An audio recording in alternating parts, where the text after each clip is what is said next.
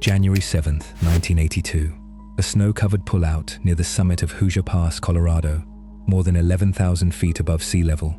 The overnight temperature had dropped to 22 degrees below zero. A search party, made up mostly of friends, not police, finds a woman's body in a drift beside the highway. She has been shot twice in the back. Near her is a single orange sock. It doesn't belong to her. Her name is Bobbie Jo Oberholtzer. She is 29 years old. 13 miles away, in a creek bed, no one would search for another 6 months. 21-year-old Annette Schnee is still missing. Taken, investigators would eventually conclude, on the very same sub-zero night, by the very same man. That man wasn't hiding in the mountains when the search began. He was already in the hands of the people looking for him. Rescued that same evening from a nearby pass, half frozen, thanking the men who'd found him for saving his life. It would take 39 years, a decades-long private investigation, and DNA science that didn't exist in 1982, before anyone realized exactly who they had saved. This is the story of two young women who never knew each other, killed hours apart on the coldest night of that Colorado winter, and of how long it took for one orange sock to finally connect them. If you want to see how a man who was rescued that night got away with it for almost 40 years, hit like before we go on. Bobbie Jo Oberholtzer was born in Racine, Wisconsin, and moved west with her boyfriend, Jeff, in the mid-1970s, drawn like so many young couples of that era to the mountain towns springing up around Colorado's ski industry. She and Jeff married in 1977 and settled in Alma, a small town about 15 miles south of Breckenridge, high in the Rockies. Bobbie Jo already had children from an earlier marriage, and by every account, she carried herself with an easy, free-spirited warmth, the kind of person, Jeff would later say, who simply couldn't stand to see anyone else in distress. She worked as a receptionist and, like plenty of people in a ski town without much public transit, hitchhiked regularly to get around. It wasn't reckless by the standards of the place and the era. It was simply how a lot of people in Summit County got where they were going, in a community small enough that most drivers on that stretch of highway were at least a familiar face. Jeff worried about it anyway. At some point in their marriage, he made her a large, heavy brass keyring, sturdy enough, he intended, to double as a means of self-defense if she ever needed one, something she could grip and swing if a ride ever went wrong. It's the kind of quiet, protective gesture that says everything about a marriage without needing to say much at all. It would also, unknowingly, become one of the most important physical objects in the entire 40-year history of this case, though not in the way either of them could have imagined, since it wouldn't be the keyring itself that eventually caught her killer, but the blood she left behind on the glove she was wearing when she used everything she had to fight him. On January 6, 1982, Bobbie Jo went out with friends in Breckenridge to celebrate a promotion at work. She never got the chance to grow old with the life she was building, or to see her children grow up with her still in the picture. Annette Schnee, 21, lived a few miles further south, in the tiny community of Blue River. She didn't have a car, so like Bobbie Jo, she hitchhiked when she needed to, most often between the two jobs she was working to make ends meet, days at the Holiday Inn in Breckenridge, and evenings waitressing at a local bar. It was the kind of relentless, unglamorous schedule plenty of young people in a resort town took on without complaint, because it was simply what building a life there required. She wanted, eventually, to become a flight attendant, a job that would have let her see far more of the world than a two-job winter in a Colorado mountain town. On the afternoon of January 6th, she finished a normal shift, stopped to see a local doctor, and was last seen a little before 5 o'clock, thumb out, waiting for a ride south toward home. She never got there either. Investigators would later note, almost in passing, just how much the two women had in common, without ever actually knowing each other. Both worked in Breckenridge, both hitchhiked to get by, both were young, well-liked, and entirely unremarkable in the best possible sense. Two women, living ordinary lives in a small mountain town, on a night that would connect them forever to a stranger neither of them ever saw coming. They might have crossed paths at some point in a town as small as Breckenridge was in 1982, passed each other on the street, or stood in line at the same grocery store, and neither family has ever been able to say for certain whether they did. Subscribe now, because it's going to take this case 39 years to answer a question the evidence was quietly holding on to the entire time. And you're going to want to see how that finally happened. January 6, 1982, was one of the coldest nights Summit County had seen in years. A blizzard rolling through the high passes, visibility dropping to almost nothing, temperatures eventually bottoming out at 22 degrees below zero. It was the kind of night locals remembered for years afterward simply for the weather alone, long before anyone understood what else had happened in it. Both women were out in it, separately, hours apart, each just trying to get home. Bobbie Jo called Jeff from the bar in Breckenridge sometime that evening to tell him she'd found a ride and would be home soon. Jeff had no reason to worry. She'd hitchhiked home dozens of times before, on nights far less dangerous than this one, but never treated with any particular caution, because that was simply how life worked in a town like theirs. When the night wore on, and she still hadn't arrived, he drove to the Breckenridge Police Department to file a missing person report. He was told it was too soon. He went home to Alma alone and waited. The next morning, a local rancher called. He'd found a driver's license and the scattered contents of a wallet blowing across his property in the wind. Jeff and a group of friends drove out to look, the temperature still brutally cold from the night before, none of them yet allowing themselves to think the worst. Near the license, Jeff spotted a backpack half buried in the snow. Then he found one of Bobbie Jo's gloves, soaked through with blood. A bloodied tissue lay nearby. Bobbie Jo herself was nowhere in sight, and for a stretch of agonizing minutes, nobody in that search party knew whether they were looking for a survivor or something far worse. The group pushed on toward Hoosier Pass, the route Bobbie Jo drove and hitchhiked every day to and from work, climbing toward 11,500 feet as the temperature refused to rise. That's where they found her, in the snow beside the highway, shot twice. Not police first, but the people who loved her, on foot, in the same freezing conditions that had very nearly claimed Alan Phillips's own life a few miles away that same night. It was a detail none of them would learn the significance of for another 39 years, that the man who killed Bobbie Jo had come within a few hundred yards, on the very same mountain, of not surviving the night himself. Annette Schnee's disappearance that same evening had gone almost unnoticed by comparison. She simply didn't show up for her shift the next day, and colleagues who knew how reliable she was began asking around, assuming at first that the storm alone might explain it. There was no van full of friends searching a mountain pass for her, no early break in the case, no family member with a driver's license blowing across a snowy field to follow. She had vanished into the same storm as Bobbie Jo on the same evening, along the same general stretch of highway, and for the next 6 months, nobody would find her at all. The scene on Hoosier Pass told investigators two things immediately, and left them mystified about almost everything else. Bobbie Jo had been shot twice in the back at close range. There was no evidence of sexual assault. Around one wrist was a plastic zip tie, and lying near her body, unexplained, was a single orange sock.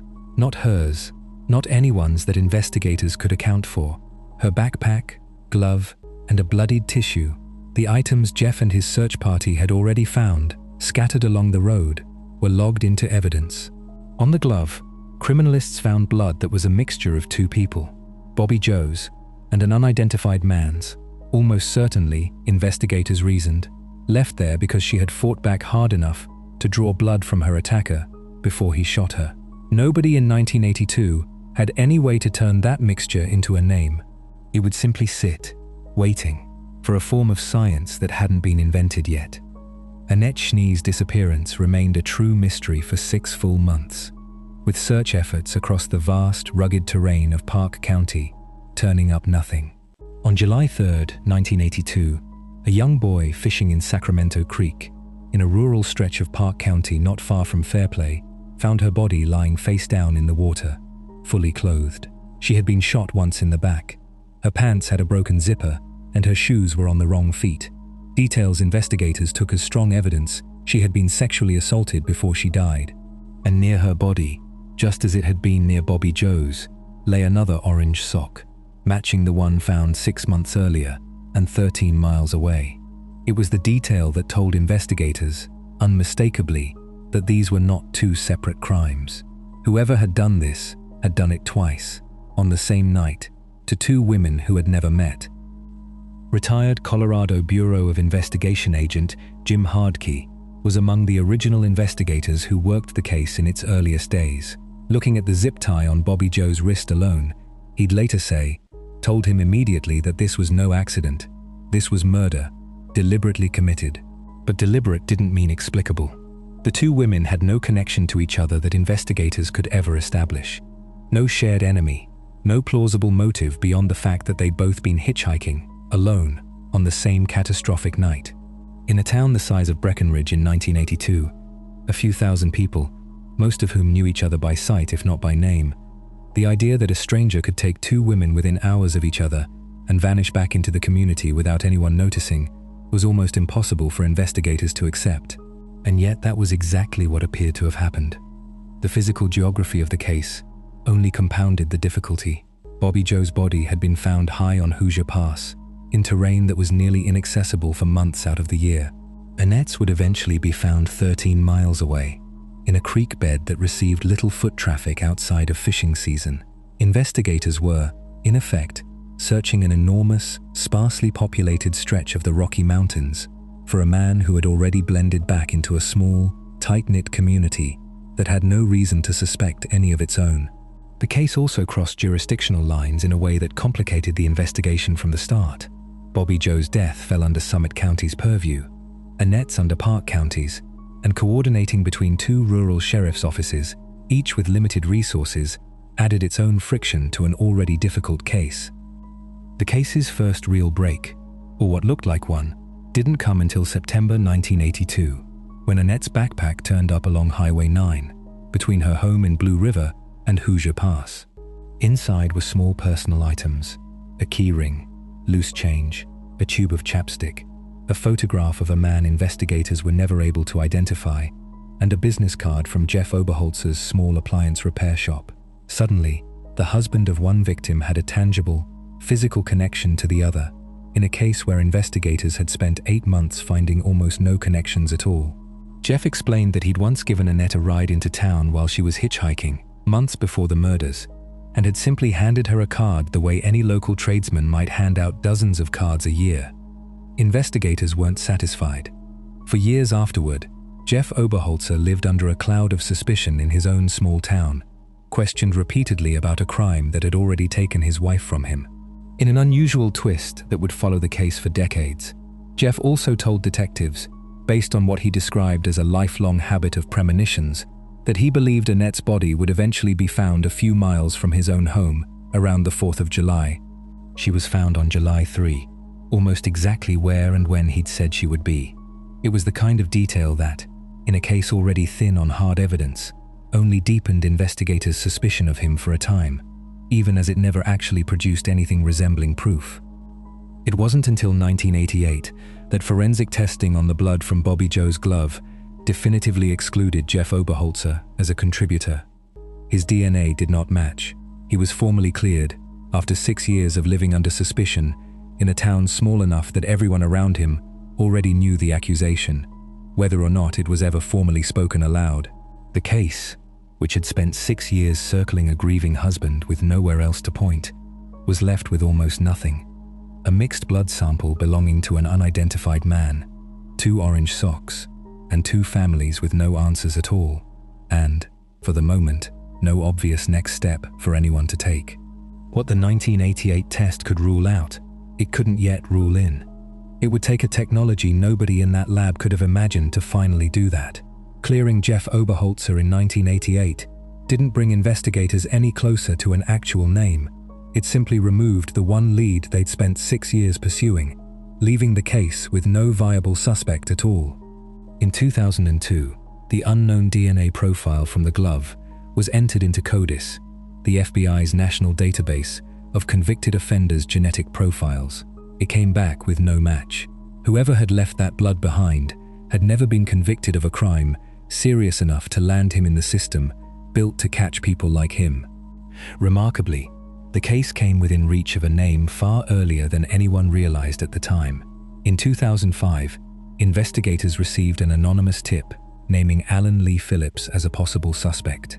Without DNA technology capable of testing that lead against the evidence on file with any real precision, detectives couldn't establish any connection, and the tip went nowhere, filed away. One more dead end in a case that had accumulated hundreds of them by then, no different on paper from dozens of other names that had come and gone over the decades. It would be 16 more years before Phillips's name resurfaced, this time backed by science that could actually prove it. A decade after the murders, the case was profiled on the television series Unsolved Mysteries, which kept Bobbie Jo and Annette's names in public circulation long after most cold cases fade from view. It produced renewed tips and renewed attention, but no breakthrough, a familiar pattern for a case that seemed to attract public sympathy far more easily than it attracted usable evidence. Retired Denver homicide detective Charlie McCormick began working the case as a private investigator in 1989 and simply never stopped, spending more than 3 decades on a file most people assumed would never close. Park County Sheriff Sergeant Wendy Kipple worked alongside him for years, long after any reasonable expectation of an arrest remained. Both would later describe the case less as a job than as something neither of them was able to walk away from, the kind of file that, once it gets into you, doesn't let go. For families on the outside of that investigation, the years brought a much harder kind of waiting. No new information, no updates worth calling home about, just the slow accumulation of anniversaries with nothing to mark them beyond grief itself. Nearly a decade before Bobbie Jo Oberholtzer and Annette Schnee were killed, a 22-year-old Colorado man named Alan Lee Phillips picked up a woman hitchhiking outside Breckenridge and offered her a ride south to Fairplay, roughly 23 miles down the same highway where, years later, both women would disappear.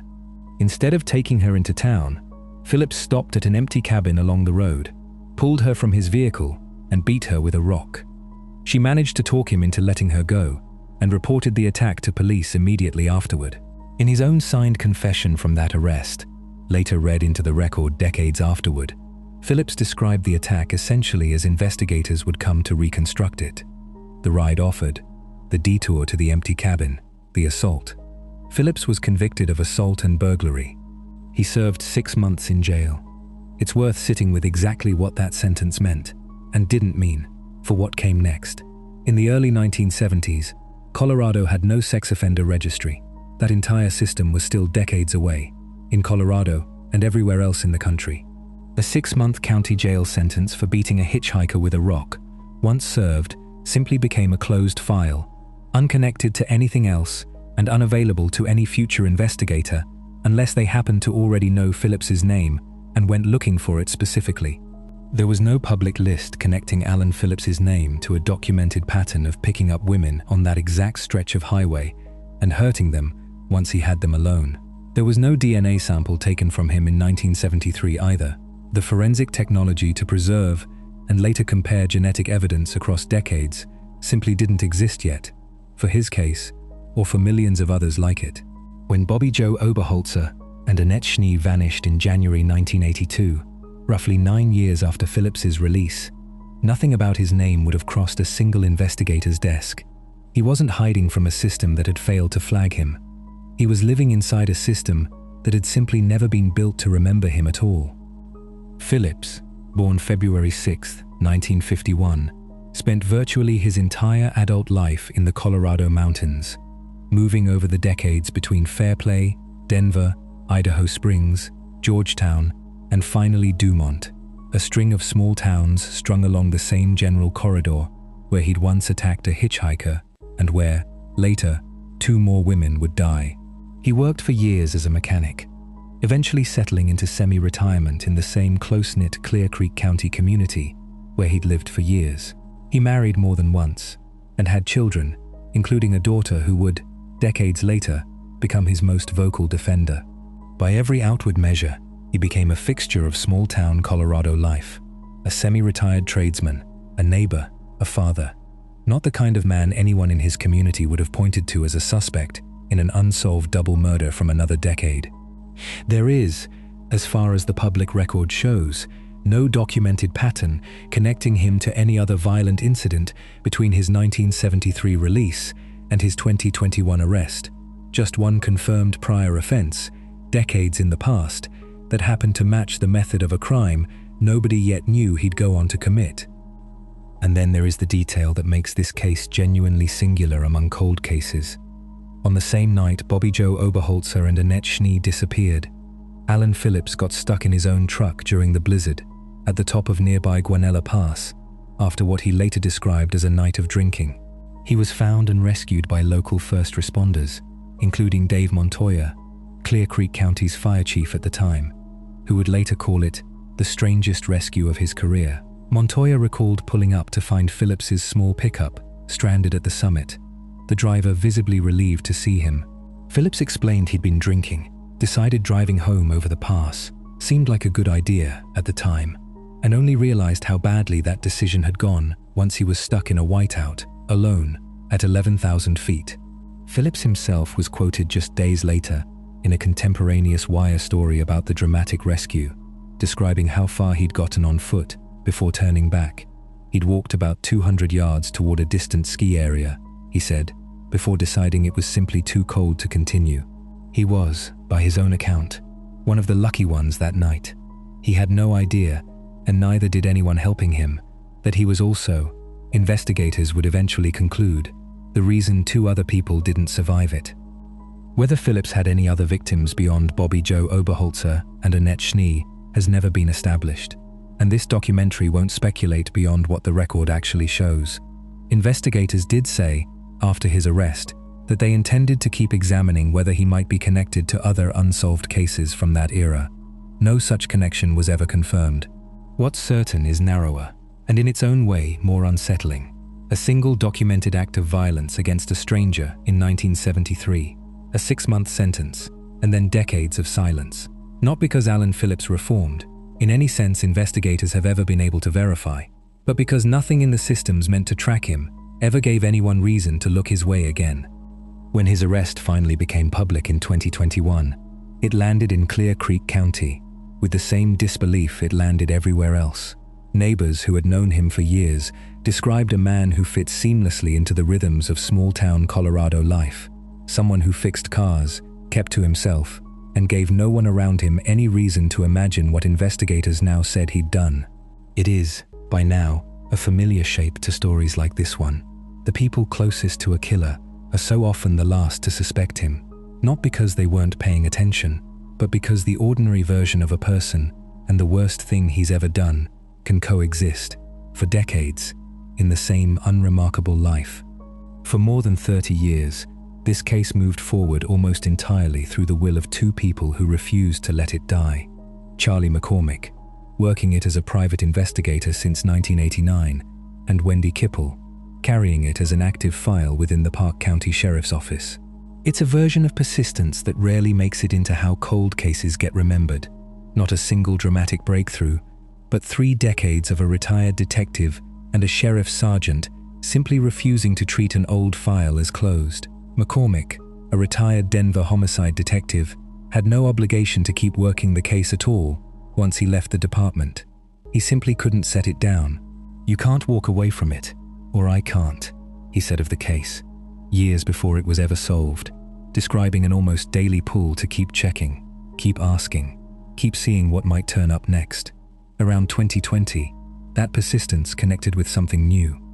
McCormick learned about a company called United Data Connect, founded by former Denver District Attorney Mitch Morrissey, which specialized in a still young forensic discipline, investigative genetic genealogy. The science works differently than a standard criminal database search, and it's worth understanding why it succeeded where 30 years of standard testing hadn't. The Colorado Bureau of Investigation had, by then, developed a full genetic profile, effectively Alan Phillips's entire genome, though nobody yet knew it belonged to him. From the decades-old blood on Bobbie Jo's glove, using a method that reads hundreds of thousands of single points of variation across a person's DNA, known as single nucleotide polymorphisms. Run against a criminal database like CODIS, that profile was useless, since CODIS can only return a match if the person's DNA is already on file from some earlier arrest. And Phillips, despite his 1973 conviction, had never had cause to be tested and entered into a modern genetic database. On its own, the profile still meant nothing without a name attached. United Data Connect's job was to take it further, uploading it to public genealogy databases where ordinary people voluntarily share their own genetic information to research their family history, then searching for anyone whose DNA overlapped closely enough to be a relative. A distant genetic cousin, once found, becomes the first branch of a family tree that genealogists can work backward from: cousin to grandparent, grandparent to two different households down to one specific living person. That process eventually pointed to two brothers. One lived in Arizona, the other lived in Colorado, and had, decades earlier, needed to be rescued from a mountain pass on the exact night these two women disappeared. His name was Alan Lee Phillips. Investigators quietly began building out his life history: a mechanic by trade, married more than once, a string of addresses across the same mountain corridor where the murders had happened, and a criminal record that, once they pulled it, included a 9 years earlier conviction for beating a hitchhiker with a rock on the very same road. It was the kind of detail that, in a case built on hard forensic science, still landed like a gut punch. A name that had been sitting in a file since 1973, connected to the exact stretch of highway where two more women would eventually die, and nobody had ever thought to connect the two. Confirming it required one more step: getting a DNA sample directly from Phillips himself, without alerting him that he was under investigation. Investigators were acutely aware of the stakes of getting this wrong.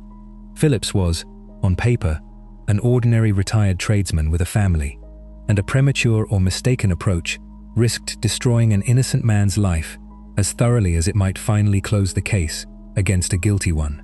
In early 2021, investigators from the Park County and Clear Creek County Sheriff's offices, working with the CBI and the FBI's Denver field office, placed Phillips under quiet surveillance. For about 5 weeks, officers tracked his movements, waiting for a moment when he would discard something usable without ever suspecting why anyone cared. On February 20th, 2021, that surveillance paid off. Officers watched Phillips stop at a Sonic drive-thru in Littleton, then continue to the post office in Dumont, where he discarded a brown paper bag inside the building. Investigators recovered it before he was ever out of the parking lot, careful not to let him notice anything unusual about the moment at all. The DNA on it matched the genetic profile pulled from the blood on Bobbie Jo Oberholtzer's glove, 39 years after she died wearing it. This case would eventually be counted among the earliest wave of cold case breakthroughs made possible by investigative genetic genealogy, a technique that, by the early 2020s, had already drawn national attention for cracking cases like California's Golden State Killer investigation, and which Colorado authorities were only beginning to apply systematically to their own oldest unsolved files. For a jurisdiction as small as Park County, a rural county of a few thousand year-round residents, partnering with a private genealogy firm and federal investigators to solve a murder from 1982 was itself a kind of milestone, proof that a cold case didn't need a big city budget to finally break, just the right partnership and, as it turned out, one very patient private investigator who refused to retire from a case that wasn't technically his to solve. For Wendy Kipple and the sheriff's office that had carried the file for so long, it also validated a specific kind of institutional patience, the willingness to keep a 39-year-old case technically open, technically active, on the chance that science would eventually catch up to what investigators had never stopped believing was solvable. That patience is easy to describe in a sentence, and remarkably hard to sustain in practice, across retirements, budget cycles, and the simple erosion of institutional memory that swallows most cold cases long before anyone gets the chance to solve them. The match was as close to conclusive as modern forensic science allows. The same genetic profile that had sat unidentified since 1982, developed through single nucleotide polymorphism testing that reads across hundreds of thousands of points in a person's genetic code, now tied directly to a man who had been walking free in the same small corner of Colorado the entire time. There was no ambiguity left to argue about. The profile from the brown bag Phillips discarded at the Dumont post office, and the profile lifted decades earlier from the blood on Bobbie Jo Oberholtzer's glove, were, for all practical purposes, one and the same. On February 24, 2021, Alan Lee Phillips, 70 years old, and living in Clear Creek County, was taken into custody during what authorities described as a planned, uneventful traffic stop. He was booked into the Park County Jail on 2 counts each of first-degree murder, first-degree kidnapping, and first-degree assault, charges that would later expand, once the case reached trial, into the 8 separate counts a jury would ultimately weigh. Park County Sheriff Tom McGraw, announcing the arrest at a news conference held at CBI headquarters, called it the culmination of nearly 40 years of technology, police work, and refusal to give up. He didn't pretend to be shocked that Phillips had simply been living an ordinary life the entire time. "I'm not shocked he was still around," McGraw said. "It happens. I was not surprised." Charlie McCormick, at that same press conference, struggled to describe what the moment actually felt like after 32 years of work. He said plainly that he'd never truly believed he'd see this day arrive. Park County Sergeant Wendy Kipple, who had carried the case for years alongside him, called it simply a relief, a chance, finally, to give the families the closure they'd been asking for since before some of the investigators working the case had even been born. For the families, the arrest reopened wounds that had never really closed. Jeff Oberholtzer, who had spent nearly 4 decades as a suspect himself before finally being cleared, described the years since his wife's murder as a waking nightmare. Other relatives, speaking through the sheriff rather than to reporters directly, described carrying the weight of an unsolved murder in their minds since childhood. One family member said she had lived, in her own words, with a monster in her mind since she was 11 years old. For the first time in 39 years, that weight finally had a name attached to it. A name that, for most of those 39 years, had belonged to an ordinary neighbor going about an ordinary life just a few counties away. News of the arrest spread quickly through Summit and Park counties, where the murders had never really stopped being local legend, the kind of story parents told teenagers as a caution about hitchhiking, decades after the practice itself had largely faded from American life. For residents old enough to remember January 1982 directly, the arrest answered a question that had simply always been part of the fabric of the place. Somewhere out there, everyone had assumed, was the man responsible, and for 39 years, nobody had known if he was still alive, still nearby, or long gone. He had, it turned out, never left, and had likely driven past both crime scenes more times than anyone could ever count. Alan Phillips's trial opened on August 29, 2022, in the 11th Judicial District Court in Fairplay, Colorado, the same small mountain town he'd once driven a young hitchhiker to, nearly 50 years earlier, before beating her by an empty cabin. After 2 days of jury selection, a panel of 15 Park County residents, 11 men and 4 women, including 3 alternates, was seated to hear the case. Park County Sheriff Tom McGraw would later call it one of the most attentive, conscientious juries he'd seen in 4 decades in law enforcement. A group tasked with weighing DNA science and a 4-decade-old case history most of them had likely heard whispered about their entire lives, given how deeply the murders had marked the small communities of Park and Summit counties. The prosecution, led by 11th Judicial District Attorney Linda Stanley, alongside Deputy District Attorneys Mark Hurlbert and Stephanie Miller, built its case around the DNA evidence and the decades of investigative work that had finally connected it to a name, calling witness after witness to establish a chain of evidence stretching back 4 decades before most of the jurors themselves were born. Mitch Morrissey, the former Denver DA whose company had performed the genetic genealogy work, testified about how his team had traced the crime scene profile through 2 brothers and down to Alan Phillips specifically, guiding jurors through a process most of them had likely never heard of before this case landed in their own county. Park County Sergeant Wendy Kipple and Special Deputy Charlie McCormick, the 2 investigators who had refused to let the case die for over 3 decades, laid out the case's long, frustrating history for the jury and the string of small coincidences and dead ends that had kept it unsolved for so long, including years spent focused on a suspect, Jeff Oberholtzer, who ultimately had nothing to do with either murder. Forensic witnesses explained the original 1988 test that had excluded Jeff Oberholtzer using the DNA technology available at the time, and the 2002 CODIS search that came back empty, establishing for the jury exactly why the case had needed a fundamentally different kind of science to ever move forward at all. Prosecutors argued that Bobbie Jo Oberholtzer had fought for her life hard enough to leave her attacker bleeding. The reason, decades later, there was anything left to test at all. Stanley would later note that this single detail, a woman's struggle against the man trying to kill her, was ultimately what made the case provable 4 decades on. Witnesses also addressed the orange socks directly, explaining to jurors why a single mismatched piece of clothing, found at 2 crime scenes 13 miles and 6 months apart, was treated from the very beginning as proof the same person was responsible for both deaths. Phillips's defense pushed back on 2 fronts. They challenged the reliability of DNA evidence that had been collected, stored, and reinterpreted across a 40-year span, arguing jurors couldn't be fully confident in a chain of custody that old, and pressing forensic witnesses on exactly how a decades-old bloodstain could still yield a usable profile after so many years in evidence storage. Defense attorneys called their own witnesses to raise doubts about the handling of physical evidence collected in 1982, long before modern forensic protocols existed to govern how such material should be preserved.